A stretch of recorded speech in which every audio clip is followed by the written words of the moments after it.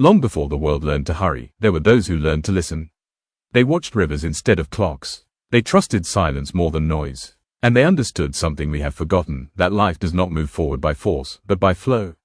This is not a series about answers. It is a series about remembering. The words you will hear come from minds like Lao Tzu, but the path they point to has always been your own. Slow your breath. Release the need to arrive. You are already on the way. What if the reason life feels heavy is because you're pushing against it? 2,000 years ago, Lao Tzu warned us about force, ambition, and resistance. What he understood then may be exactly what we need now. At dawn, when the valley was still holding its breath, an old wanderer walked along a river path worn smooth by centuries of passing feet. He carried no map and sought no destination. The villagers called him a sage, though he never used such a word for himself. He simply followed the way things moved. He stopped where the river bent, watching how water met stone. The stone stood firm and proud, yet it was the water, soft, yielding, almost invisible in its patience, that shaped the land. The wanderer smiled. Here was the lesson written without ink: nothing powerful needs to announce itself. As the sun climbed, he passed a farmer struggling with a broken cart. The farmer cursed the weight of his load and the stubborn wheel that refused to turn.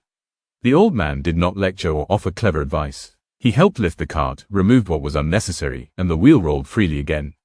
The farmer thanked him, surprised at how little effort it took once excess was released.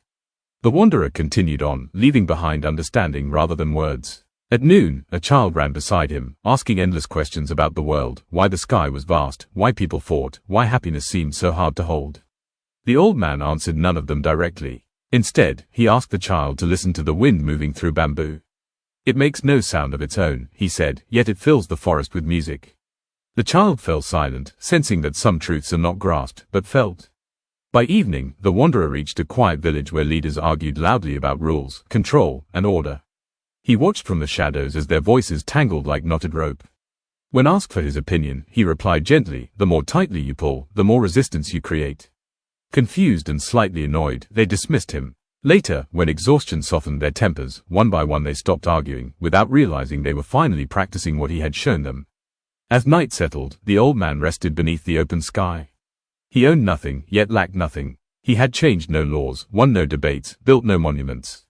Still, the river flowed more smoothly, the cart rolled on, the child listened more deeply, and the village slept more peacefully.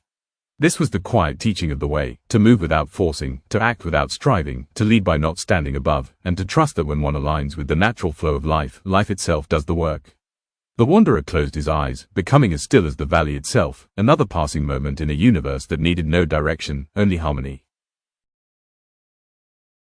In the quiet folds of ancient China, where mist drifted slowly across mountains and rivers moved without haste, there lived a sage known as Lao Tzu. He did not seek followers, fame, or power. Instead, he listened, to water carving stone, to wine bending grass, to the unspoken rhythm beneath all things. From this listening arose a philosophy not built on conquest or control, but on harmony.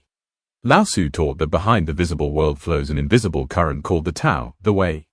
It cannot be named without being diminished, defined without being distorted.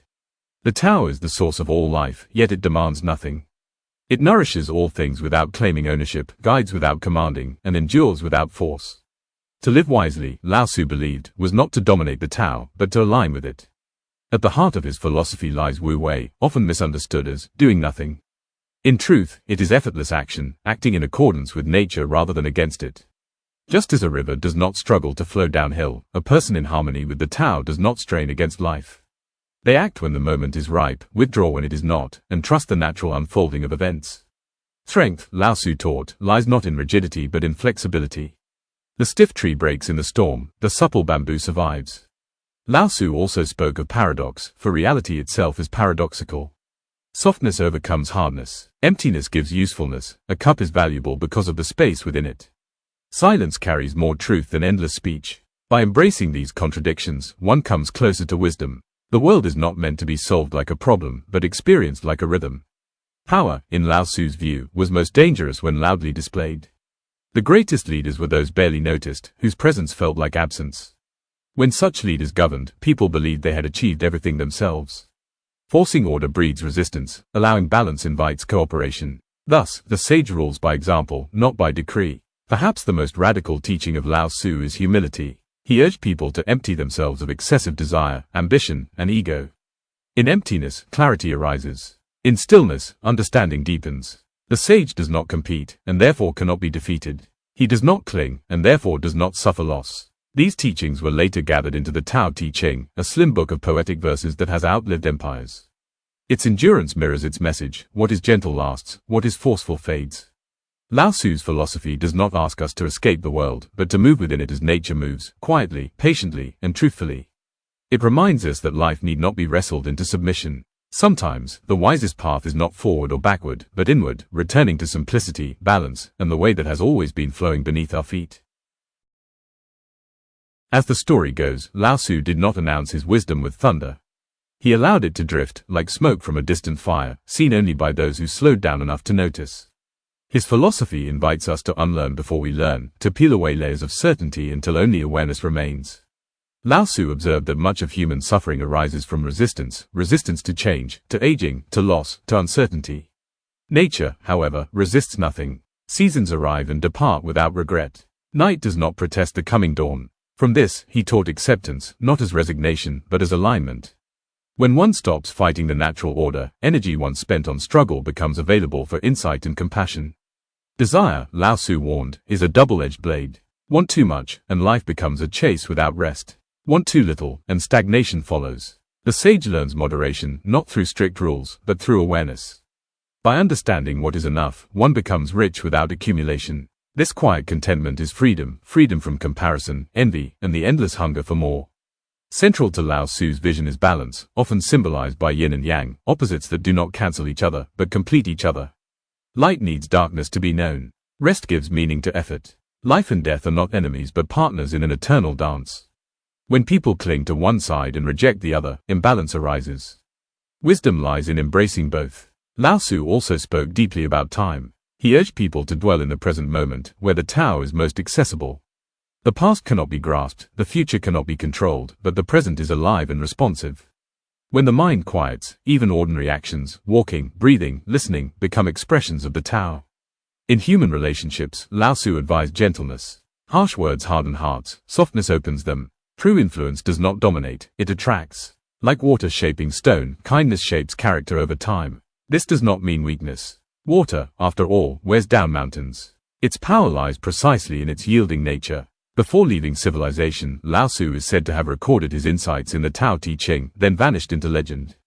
Whether this departure was literal or symbolic hardly matters. His philosophy remains quiet, patient, waiting. Today, Lao Tzu's teachings speak even louder in a world obsessed with speed, noise, and control.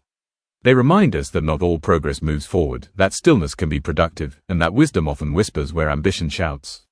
To walk the path of Lao Tzu is not to follow rigid doctrine, but to cultivate sensitivity, to oneself, to others, and to the subtle currents of life. It is to trust that the way knows where it is going, even when we do not. And sometimes, the most profound act is simply to stop pushing, and let the river carry you home. In the deeper layers of Lao Tzu's philosophy, there is a quiet invitation to return, to childhood simplicity, to uncarved wood, to the state before the world taught us what to want and who to be. He called this pu, the uncarved block, a metaphor for original nature. Before labels, before ambition, before fear. In this state, nothing is missing, because nothing has been forced into shape. Lao Tzu believed that civilization, while necessary, often distances people from truth. The more laws are written, the more people learn how to break them. The more rules imposed, the further hearts drift from sincerity. This was not a rejection of society, but a warning: when order is imposed without understanding, it breeds disorder. True harmony arises not from control, but from trust in natural balance. He observed that those who chase recognition lose themselves in performance. Those who chase certainty lose the ability to see. Wisdom, he taught, comes from not knowing, from leaving space for mystery. The sage is not ashamed of uncertainty. Instead, he rests within it, knowing that the universe is far larger than human conclusions.